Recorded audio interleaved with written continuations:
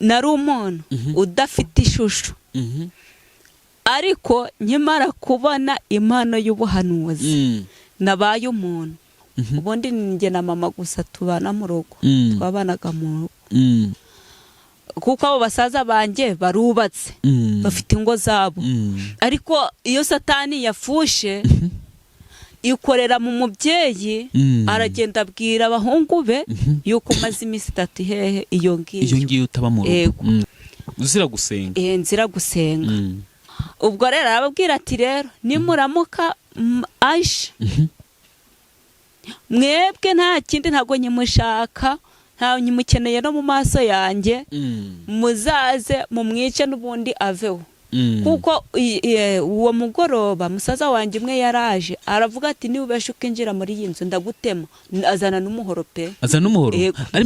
Ari mama wawe wabategetse nibabona njye bo banteme, kuko nta kindi ndabamumariye. Bigeze igihe kimwe ndavuga ati rero wa mana we, niba uzi neza yuko ari wowe wampamagaye kandi ukaba uzi neza ko ari wowe nkorera, nshaka kugira ngo mama umuhe ikimenyetso cyuko ukorera Imana nyakuri, cyuko nkorera Imana nyakuri.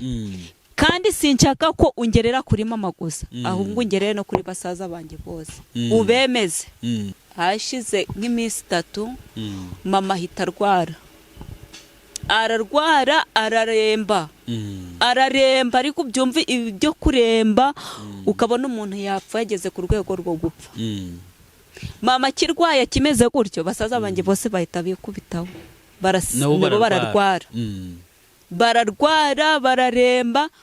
Nanjye ndavuga ati rero wa mana we, ikimenyetso nagusabaga yuko unyereka urakinyeretse pe, ndakwinginze mfasha mama n'aba basaza banjye bakire. Ndasenga, mpamagara abanyamasengesho iyo groupe tudusengana, yitwaga Inkuba. Abana b'Inkuba. Yitwaga abana b'Inkuba. Turasenga, baraza mu rugo, twamaranye iminsi 2 turi gusenga. Ku munsi wa 2 nijoro ndabyibuka, nibwo mama nagiye kumva numva aravuza ijambo, aravuga ngo amen. Mama wawe. Yego. Hanyuma rero ari nk'abantu baba badukurikiye baba bavuga ati sura muntu gusenga nawe kamuhanurira, cyangwa ni bya bindi byo kuza hano kuri social media abantu bakavuga ati ndi umuhanuzi yasengana nawe bikanga. Ntago ariko bimeze. Ntago ariko bimeze pe. Umuntu nasenganye nawe nanga se umuntu dusenganye, iyo muhanuriye ikintu ntabwo gitinda, kirasohora vuba.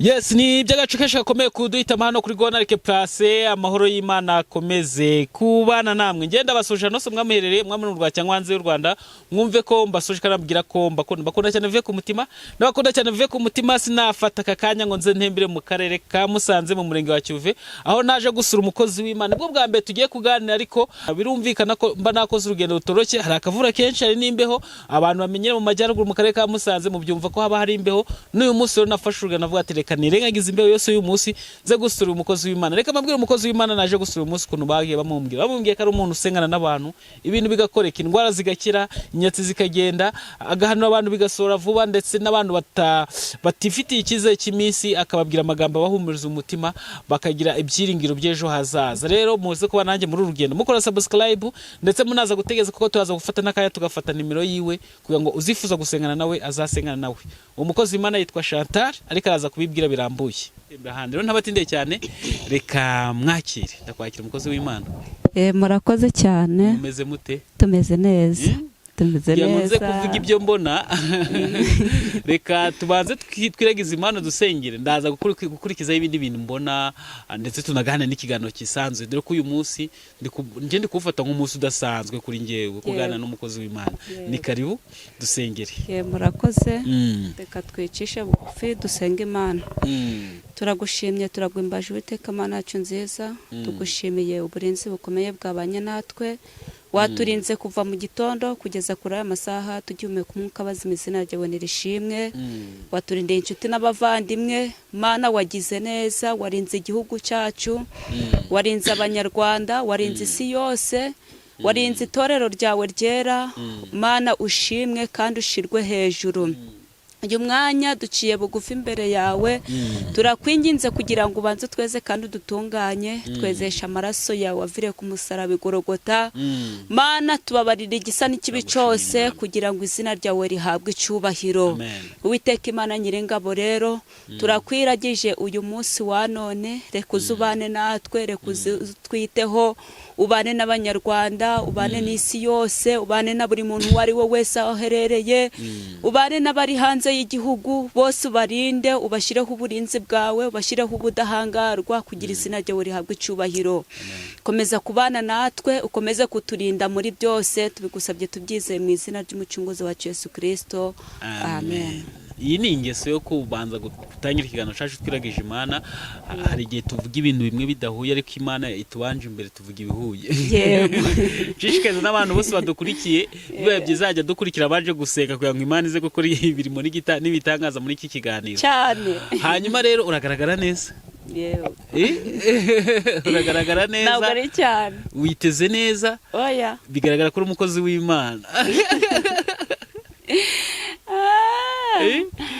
Tubishobozwa byose na Kristo duha imbaraga. Yego. Hanyuma rero dukurikije ikindi cyiciro cyo ngo tubanze twibwira abantu. Niyo maze kuvuga kugaragara neza, n'ubundi ugiye kubwira abantu bagaragara neza. Abantu badukurikiye hano akenshi nkunze kuvuga ngo ni abantu b'abahanga, ni abantu bize amashuri menshi kuturusha, ni abantu baturusha kwizera, ndetse ni n'abantu biyubashye kuturusha, mbese mu magambo makeya, ariko bakemera bakaza bakagira ute bakadukurikira, kubera ko mu isi tubaye kugira ngo twese tugira ute dufashanye, twumwanirane ku by'umwazi no ku by'undazi, tubihurize hamwe bibyara ikintu kizima.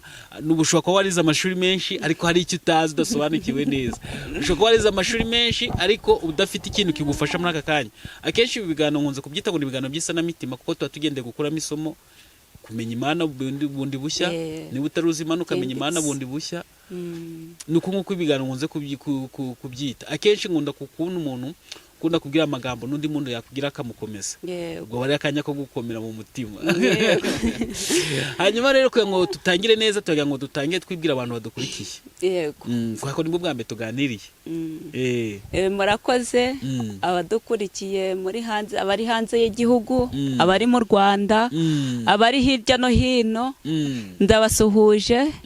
Amahoro y'Imana nabane namwe. Amen. Amazina nitwa Muragijimana Chantal, ndi umubyeyi, nsengera muri ADPR. Yego. Nimwo nsengera, nimwo nanarerewe, nimwo nakuriye. Yego.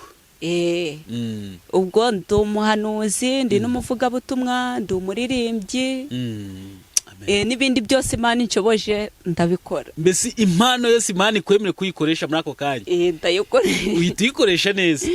Ndayikoresha. Hari umuntu umwe twigeze kuganira, nambwiye ngo David ari kugera kuri tele, ugasanga ibyo wiringiye ngo nibyo uri bukoresha, ugasanga sibyo bikenewe cyane. Ukagenda uzi ngo uratera isengesho, wagera ugasanga reka hakeneye izindi mpano, ukagera ukamera ukavuga ati ndageraho n'ingingo, wagera ugasanga hakenewe gutegeka cyane. Ubwo impano zose Imana ikwemereye urazikoresha, iz'ubuhanuzi, kubwiriza, cyangwa nuko abantu baba bagomba kugira ute gufashwa no gukira imitima ibabaye yose, ugakira igakira. Ni ukuvuga ngo impano y'ubuhanuzi wayibonye ryari? Impano y'ubuhanuzi nayibonye 2011. 2011. Yego. Na kera. Kera. Kuva 2011 ubona tugeze mu 2026, imyaka 16 yose uri umuhanuzi ukijijwe. Yego. Ni na kera. Nta bintu byinshi byagiye bikubangamira muri urwo rugendo rwose kuva icyo gihe? Ni byinshi. Ntago byabura, ni byinshi cyane. Ubundi wowe watangiye uyu murimo cyangwa se uru rugendo, uhura n'inzitizi nyinshi. Hari ibicane uhura nabyo mu rugendo, hari abakuvuga, mbese n'ibintu byinshi cyane ugenda uhura nabyo muri uru rugendo. Ntago byabura. Birahari pe. Wayibonye uri umukobwa? nabonye ndi umukobwa ndi umwana mutoya. Ufite nk'imyaka ingahe? Mutoya. Mfite imyaka 15. 15? 15 niho nabibonye. Ndakura ndi umwana mutoya ariko ibintu by'ubuhanuzi ntago nabikundaga cyane. Kubera ko utabikundaga? Ntago nabikunda. Mbese ko waba umuhanuzi cyangwa ntago wemeraga ubuhanuzi? Mbese ntago nemera ubuhanuzi. N'ibintu byo guhanura ntago nabyemeraga. Ariko bigeza Imana irambwira ngo nubwo byanga ukabyanga ukabona ari ikizira, nibyo niwo murimo uzakora. Imana kwibwira kwisangira wowe cyangwa gutumya umuhanuzi? Yanyisangiye ubwanjye. Arambwira ati nubwo ubyanga niwo murimo ugiye gukora. Ndavuga si Imana bizaturukaye, bizaca hehe? Irangije irambwira itumva nzakwiyereka umunsi umwe uzabibona, uzabona ko ari njye. Ubundi ikintu tuba tugendereye cyane ni ukugira ngo abantu bakuremo isomo bajye n'ukundi kwizera bundi bushya cyangwa se bagira ibindi byiringiro. Mbese cyane cyane ikintu tuba tugendeye n'isomo no kugira ibindi byiringiro bishya. Nuko maze kwisanga urumuhanuzi abantu barabitagwa abahanuzi, wowe ni ikihe kintu wahise utekereza? Naravuze siko ntakundaga abahanuzi, nkaba mbyisanzemo. Ubu ngewe ntabwo bazabifata nk'uko njye nabafataga. Ngenda bitekereza mu mutima ariko bigeze aho bimvamo. Ndabyakira ndanyurwa nabyo kugeza na n'izi saha. Kugeza na isa uri umuhanuzi. Hari nk'ubutumwa wagiye guhanura bukagutera nk'ubwoba? Burahari cyane. Ni nk'ubuhe? Burahari. Nk'ubutumwa bwaguteye ubwoba nawe wajya kubihanuka ukavuga ati Mana kuko ibi bintu koko mbivuge mbireke? Ubundi hari ibintu Imana ikubwira ikakubwira ngo iki kintu kivuge, wareba uburemere bwayo. Ni nk'icyo nkubaje n'ubundi ukavuga uti si ndabihera heye, ibintu si nibiramuka bitabaye ko bazanyita umunyabinyoma. Ese nibiramuka binabaye ko bazavuga ko hari nk'urugero, hari igihe nk'ubu Imana igutuma ikakubwira ngo genda ubwirire runaka. Yego. Mubwire yuko agiye gupfa. Kubwira umuntu ko agiye gupfa ni ikintu kigoye kiremereye. Ubu nje nkakubwira ngo witegure itariki y'intiyi ugiye gupfa. Ibyo bintu wabyakira? Ahubwo se wowe nshobora kubikubwira ariko wowe ushobora kunkubita cyangwa se ukantera amabuye nangwa ukabifata ukundi kuntu. Ni nko muri ubwo buryo rero. Imana ikabwira ati genda ubwire David kagiye gupfa. Nk'ubu twari turi gukora ikiganiro ukahita ubwira David ati David gitegura ugiye gupfa. Nanga se nk'urugero nk'ubu Imana ikabinshishamo nkabona iyerekwa ryawe, nkabona wenda se nk'uku nguku turi gukorana ibiganiro hano, Imana ikanyereka numara kuva ahangaha ugiye usubiye muhira mu rugo, uragera mu nzira ugakora impanuka. Ibyo bintu wahita upfa kubivuga ako kanya ngo David Imana irambwiye ngo ukiva ahangaha ugiye gukora impanuka. Kubivuga ni ibintu biba bigoye. Ariko hari ikintu nemera, buranga Imana yikubwiye ikindi nakubwira n'uburyo icyo kintu cyakemuka. Yikubwiye ngo hari impanuka ikakubwira atari kugeze gutya impanuka yakwegeza inyuma cyangwa ikavaho cyangwa se yagusigira ikimenyetso ariko ikaba ariko ikagusigira ikimenyetso. Buranga Imana igiye kubwira ubuhanuzi ngigusigira ngo n'uburyo ikimenyetso nyene nyacyo cyo kugenderaho. Yego.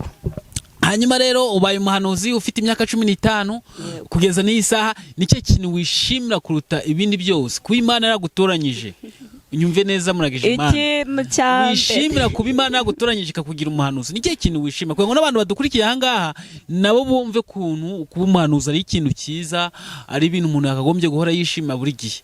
Ikintu cya mbere rero ikintera gushima Imana, ngewe ubundi nari umuntu udafite ishusho, ariko nkimara kubona impano y'ubuhanuzi nabaye umuntu.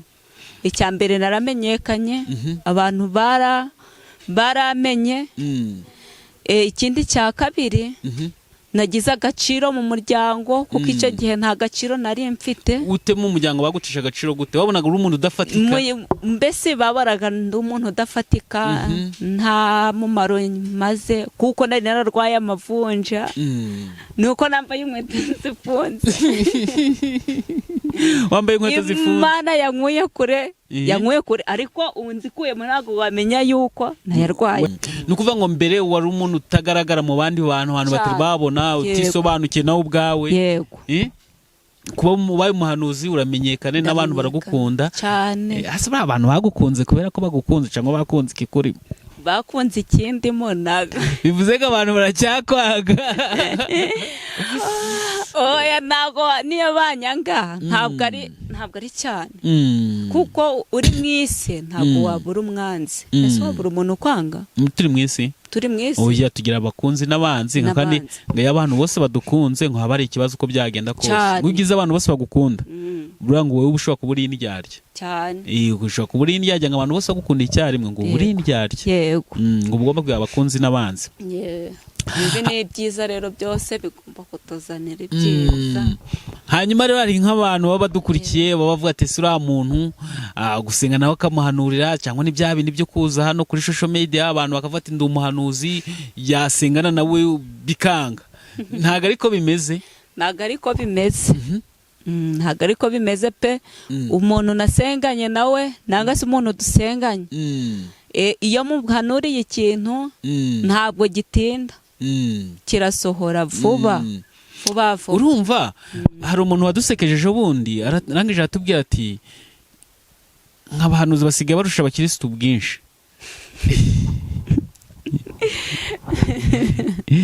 Ariko ni ibintu twaganiriye gutyo. Yego. Ubwo rero nta kundi nyine, ubwo buri muntu wese abifata uko abyumva. Nyine urumva Chantal, abantu muri iyi minsi dufite ikintu cyo kutongera kwizera Imana kikora, tugafata ibitangaza by'Imana tukabyitira Satani, tugafata abakozi b'Imana tukabatwira Satani. Icyo kintu abantu muri iyi minsi, icyo kintu abantu turagifite, sinzi nawe ukibona. Ibyo bintu birahari, ariko uwizera Imana azagumya yizere. Kuko niba warasenze Imana nanga se warizeye Imana, ukayizera ukayiringira, Imana ntabwo igikoze isoni. Kuko ndi umugabo wo kubihamya. Ndi umugabo wo kubihamya pe, kuko hari ibimenyetso byinshi, hari n'ibihamya bitwemeza yuko Imana ikora, Imana itabara, Imana isubiza. Chantal, hari ikibazo ngiye kukubaza, kuko nitukivaho tuhita tujya mu ijambo ry'Imana nk'iminota ingahe, kuko ntabwo nshaka gutinda cyane. Ariko icyo kibazo ndashaka ngo nibura kigira abantu gifasha. Buri muntu wese agira urugendo rwe rw'ubuzima rujyanye n'ubuhamya bitewe n'ibintu yagiye acamo, ugasanga nyine ni ibintu bigenda bivangitanya hano kuri iyi si. Akenshi iyo tuvuze urugendo rwacu, cyane cyane nk'aho ukuntu uje ugaragara witeze neza, hari umuntu ushobora kuvuga ati uriya ni umuhanuzi mwiza, uriya ni umuntu mwiza. Hari n'abajya bambwira ati ariko mana David, uwangira we nkajya mpora n'abari abahanuzi, nkajya nihura n'abakozi b'Imana. Umuntu wabimbwiye ni ukuri kw'Imana Chantal, yarambwiye ngo David, wowe uhura n'abahanuzi, wangira wowe none akagira nk'umuhanuzi akoze tire kuntu mwaganiraga museka ati buriya niyo namure ubona arimo Imana. Ariko ubwo umuntu abantu benshi baba bamukunze bitewe n'urugendo rwe no gufasha abantu imitima. Hari n'igihe uvuga n'ikintu ugasanga uwo muntu cyamubayeho. Ari cyo kibazo cyangiye gukurikiza nk'ubaza ati saribe wigeze ugeramo kumva birakugoye, kumva urakarariye Imana rimwe na rimwe, ugatekereza ko Imana yakwibagiwe. Ibyo bihe wigeze kubigeramo? Ibyo bihe nabigezemo, ndabyibuka igihe nari mvuye mu masengesho y'iminsi 3. Noneho kubera ko hari gurupe nsengamo yitwa abana b'inkuba. Abana b'inkuba? Yego. Twari dufite amasengesho y'iminsi 3, tuyavuyemo ndataha ngeze mu rugo, ubwo nsanga Satani yafoshe bikomeye. Mama aravuga ati ntabwo ushobora kunyinjirira mu nzu iminsi 3 yose umaze iyo ngiyo. Kandi nagiye muri amasengesho mubwiye ahantu ngiye n'iminsi nzamarayo. ariko ngeze mu rugo nsanga satani yafushe avuga ati ntabwo ushobora kunyinjirira mu nzu usubireyo. Icyo gihe abwira abasaza banjye ati nimumuramuka mumubonye akiri hano muri uru rugo mumukubite mumwirukane. ni cyagiye ukiri umukobwa ukibona impano yego z'ubuhanuzi. ubwo ibyo bihe mbibamo ndiheba cyane ndavuga ngo mana ni wowe nasenze ariko turayo uvuga undeba kugira ngo nanjye nkukurikira neza. tukiri muri ayo masengesho Imana yarambwiye ngo nkurinze umuhoro. Kiva muri ayo masengesho nkurinze umuhoro kuko wansenze ukaba wansenze by'ukuri. Ukiva muri aya masengesho nkurinze umuhoro ndavuga Imana umuhoro uzaturukaye. Nesi n'umuntu tuzahurira mu mayira ndi gutaha kantema bizagenda gute? Ariko nabonye ibyo bintu byose bimbayeho ngeze mu rugo ndavuga ati burya Imana ibi yatanze kutureberera yageze ahantu tudashoboye kugira ute twebwe kugera.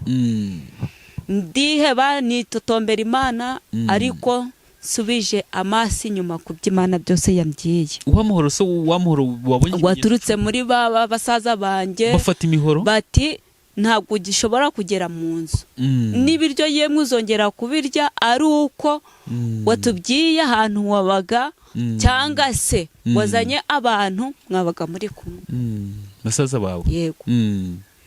Bigeze aho ndasenga Imana ndasenga ubwo uwo munsi ntago nigeze kurara mu nzu. Waraye he? Naraye hanze. Uzira gusenga? Nzira gusenga. Ndara hanze buracya. Nibwo nahamagaye groupe tunasengaga icyo gihe ndabamagara baraza mu rugo kugira ngo ninjire mu rugo mu nzu nuko baje. Groupe iza gusenga cyangwa gusobanura aho wabaga? Iza gusobanura aho nabaga. Mwari mumaze iminsi 3 yongito. Iyo groupe yasengaga mu rusengero se? Ni ahantu twasengeraga mu cyomba hano mu Gahunga. None se uwo muhoro Imana yakubwiye ati nkurinze umuhoro? Yego. Ntago kantu wagasobanuye neza. Nuko wabonye abasaza bawe cyangwa baje bayifite? Ubwo mama nkigera mu rugo yaravuze ati rero ubundi njye na mama gusa tubana mu rugo twabanaga mu rugo kuko abo basaza banjye barubatse bafite ingo zabo ariko iyo satani yafushe ikorera mu mubyeyi aragenda abwira abahungu be yuko maze iminsi 3 hehe iyo ngiyo utaba mu rugo. Kandi nibyo kuri mubyeyi warugize impungenge z'umukobwa we. Nukuri nuko ubwo rero arababwira ati rero nimuramuka aje mwebwe nta kindi ntago nyimushaka nta nyimukeneye no mu maso yanjye muzaze mumwice n'ubundi aveho. Kuko uwo mugoroba musaza wanjye umwe yaraje aravuga ati niba ubeshuka injira muri iyi nzu ndagutema. Azana n'umuhoro pe. Azana n'umuhoro? Ari mama wawe wategetse? Wabategetse nibabona njye bo banteme kuko nta kindi ndabamumariye. Ubwo rero baje mbonye ku bintu bikomeye. Umusaza wawe azana umuhoro? Yego. Ndahunga mbonye bikomeye ndahunga iryo joro ndabihorera ndagenda ngaho kuko munsi y'urugo nimwo nabaye barimwo ndara baraca mu gitondo mpamagara abanyamasengesho twari turi kumwe baraza baramusobanurira barangije baranasenga nibwo nabonye kwinjira mu nzu. Nimbogamizi nyinshi umuntu ahura nazo mu gusenga. Mama wawe agira nyuma arabyumva? Yego. Ukomeza kujya ujya gusenga? Nkomeza njya gusenga. Umwe akavuga ati ntabwo ujyayo ndavuga ati ntabwo ntibujyeyo nkabyihorera ngatuza. Bigeze igihe kimwe ndavuga ati rero wa Mana we niba uzi neza yuko ari wowe wampamagaye kandi ukaba uzi neza ko ari wowe nkorera nshaka kugira ngo mama umuhe ikimenyetso cy'uko ukorera Imana nyakuri, cy'uko nkorera Imana nyakuri kandi sinshaka ko ungerera kuri mama gusa ahubwo ungerere no kuri basaza banjye bose ubemeze. Isengesho nasenze niryo ngiryo nasenze nahise nituriza ndaceceka. Hashize nk'iminsi 3 mama ahita ararwara araremba ariko byumva ibyo kuremba ukabona umuntu yapfa yageze ku rwego rwo gupfa. Mama kirwaye kimeze gutyo basaza banjye bose bahita bikubitaho bararwara bararemba. Umugore wa musaza wanjye turanye mu rugo yaratwite inda. Ubwo umugabo akibye akirwaye muri ubwo burwayi na mama arwaye nta muntu mfite wo kubitaho bose mbese ibibazo byaramanye ibibazo. Uwo mugore wa musaza wanjye ahita abyara impanga n'umugabo we akirwaye na mama akirwaye.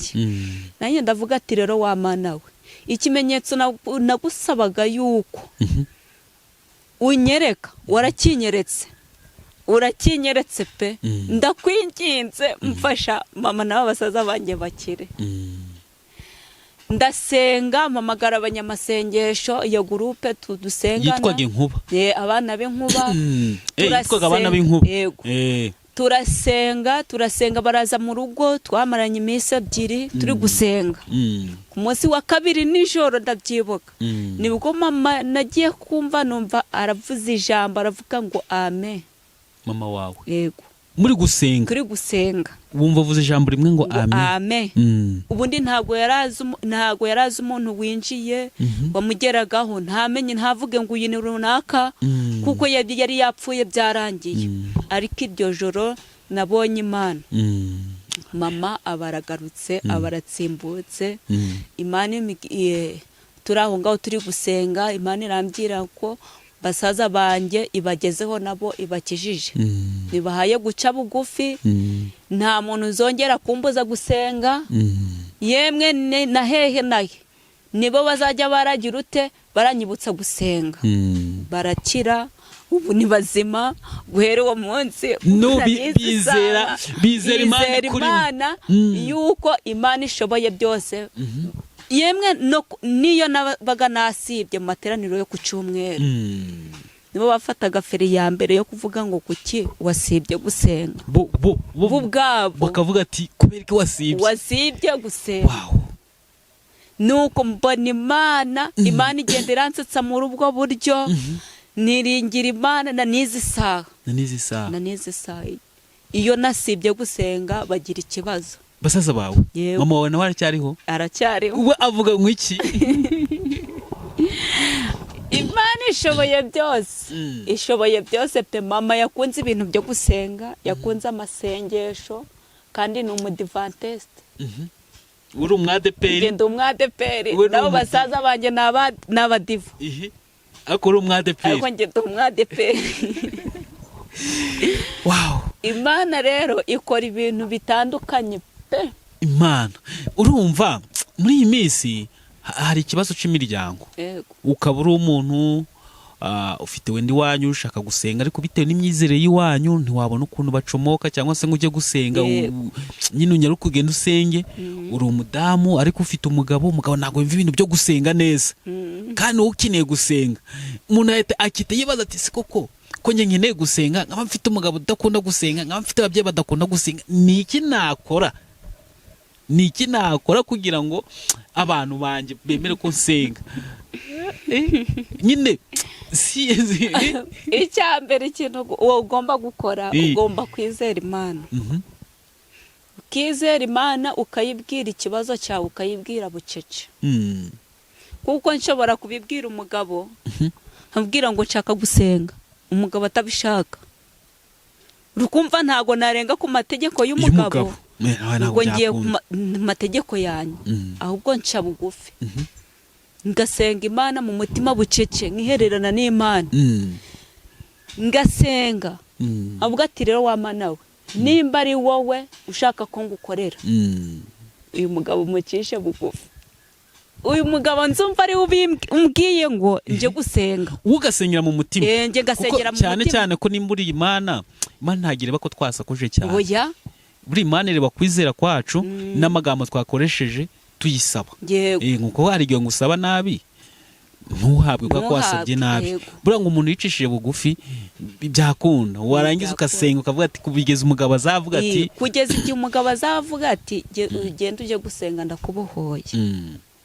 Impamvu nkubaje nka kino kintu manya ngo abantu badukurikiye nabo bumve misomo. Wenda hari abantu bajya guhangana bagangana n'imiryango yabo ngo kuba ko asenga Imana none akamera nguhanganye n'umugabo we cyangwa se mama we cyangwa se abantu bamurera, ugasanga ameze nk'uri guhangana, akagenda akajya gusenga ariko n'ubundi yasize mu rugo bitagize ute, bitameze neza. kwa mugani wajya gusenga mu rugo bitari amahoro ukaba wasenze Imana ivuga cyangwa Imana ikora? Ntabwo bishoboka. Mbere yuko usenga ubundi ukumva uhamanyije n'umutima wawe n'Imana, ni ukuba wabanje gusiga mu rugo hari ibintu bimeze neza.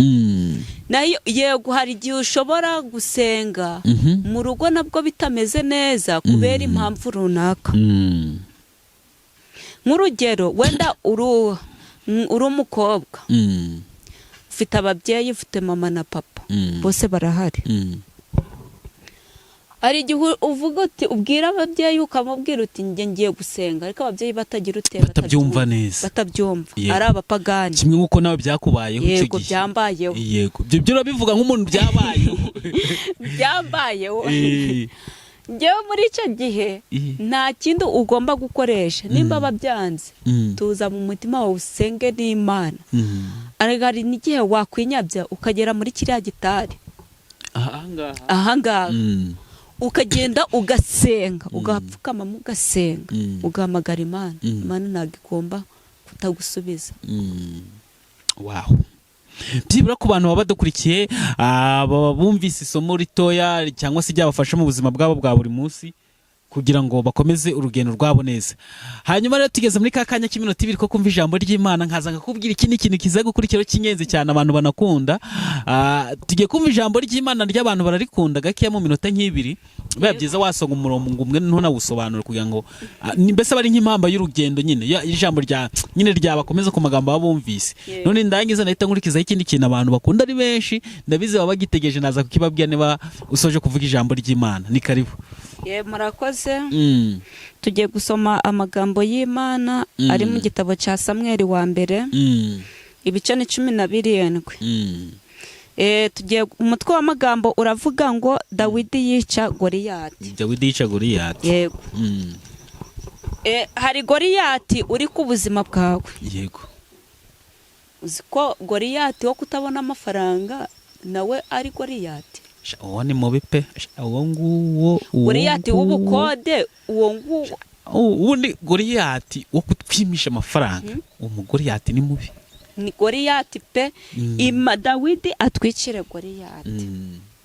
Haleluya. Amen. Haleluya. Amen. Tugiye gusoma umurongo wa 45. Niwo turasoma wonyine gusa.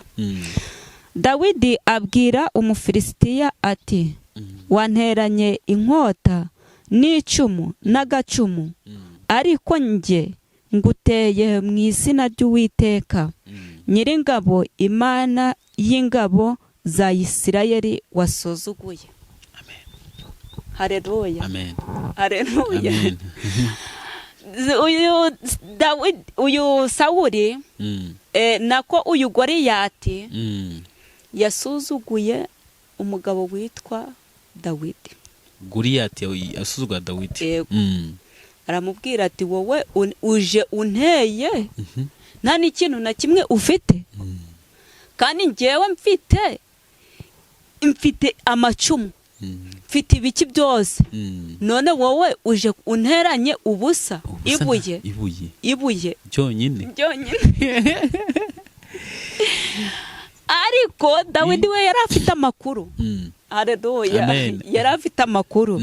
Dawidi aravuga ati njyewe Dawidi aramubwira ati Dawidi abwira Umufilisitiya ati wanteranye inkota ko yamuteranye inkota amuterana n'icumu atari ko ngewe ndagutera mu izina ry'Uwiteka Imana Nyiringabo wasuzuguye.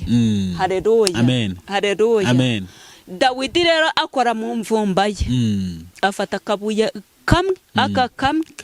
kamwe arakazunguza no mu ruhanga rwa Goliyati ahita agwa, ahita ava mu mubiri. Haleluya, haleluya. Hari umufilisitiya uri ku buzima bwawe ariko Imana imwice nonaha. Amen. Hari umufilisitiya ukubangamiye uri mu nzira unyuramo ariko uwo mufilisitiya Imana imukuremo imwice. Amen. Wowe udukurikiye uri mu Rwanda uri mu mahanga, hari umufilisitiya uri ku buzima bwawe, hari Goliyati uri ku buzima bwawe, Goliyati wo kutabona amafaranga, Goliyati wo kuba mu kode, Goliyati w'uburwayi uri ku buzima bwawe. Imana imwice uyu munsi wa none mu izina rya Yesu. Ijambo nari mfite ryari iryo. Urakoze cyane. Turi kugana ku musozo, tugeze muri ka kanya keza abantu bakunda ari benshi, abantu bakunda kano kanya ka nyuma kuko bazi ko bafatamo nimero y'umukozi w'Imana. Kakanya ka nyuma babazi ko bibuze gukora nimero y'umukozi w'Imana bagasengana nawe, cyane cyane uje uri mushyashya abantu ngo bakabona nimero yawe. Ubwo nta muntu ufite nimero yawe ku muntu wadukurikiye usibye abantu muturanye cyangwa se n'abandi bakumenye, ariko abantu bari buze kubona hanga nta muntu nawe ufite nimero yawe usibye tugiye kuyitanga bakayifata nakanya keza. Yego. Hanyuma abantu badukurikiye ukunda no gusengana n'abantu bameze bate? Ingeri zari zo zose.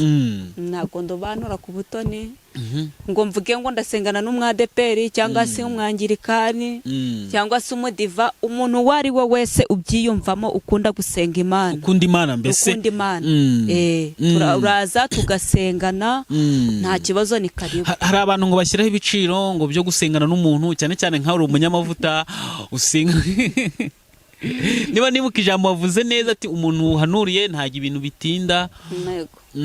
Urumva nkaho baba bagukeneye cyane kandi koko pe abantu bahano bakunda bahanuzi, nanjye kuko nkunda bahanuzi. Kandi koko icyambe niki ni amakuru. Nka abantu bashyiraho ibiciro ngo bakabize ntago zaba bize. Oya, ntago ndi bize kandi nta biciro, twaherewe ubuntu. Naherewe ubuntu, ngomba gutangira ubundi. Hari ukuntu umuntu umwe ambwira ati ngo buriya kugira ngo wizere umuhanuzi neza ko Imana yavuganye nawe uzi utatekeje ibintu byari buguhanurije.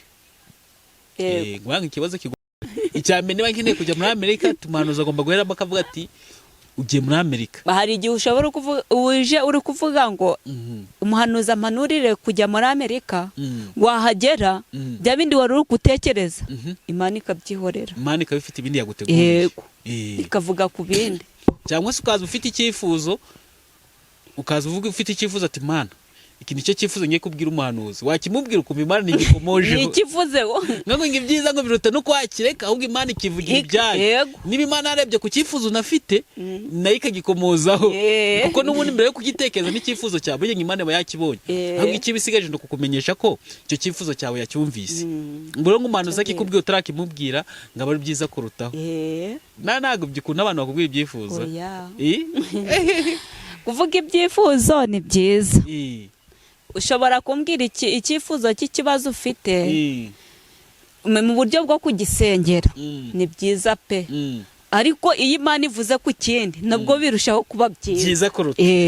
Hanyuma rero duhe nimero yawe, nurangiza unadusoreze n'isengesho kugira ngo abantu badukurikiye babone nimero yawe, unadusoreze n'isengesho rigufiya turi gusoza. Nimero yanjye ya telefone ni 079 58 991. Yego. 079 58 991. Yego, waduseze n'isengesho. Reka dusenge Imana. Turagushimye, turagwimbaje Uwiteka Mana yacu nziza. Tugushimiye uburinzi bukomeye bwabanye natwe, waturinze mu masaha yose tumaze ahantu turi mu biganiro, wabanye natwe, wagize neza, izina ryawe nirihabwe icyubahiro. data wa twese dusoje turi amahoro, turabigushimiye, izina ryawe nirihabwe icubahiro. Turakwinginze kugira ngo ukomeze kubana natwe, ukomeze kutwitaho, ubuntu bwawe n'imbabazi abaribyo bikomeze kubana natwe muri byose, tubigusabye tubyizeye mu izina ry'umucunguzi wa Yesu Kristo. Amen. Yego turabashimiye mwe mwadukurikiye, urabona n'akavura kaguye kuko tubakunda twemeturanyagirwa, ariko Imana y'amahoro ikomeze ibarinda. Niba utarakora subscribe, kora subscribe na share kugira ngo uje ukomeza kubona ibiganiro byacu ku gihe uko tubishizeho, ubibona abandi batarabibona. Murakoze cyane.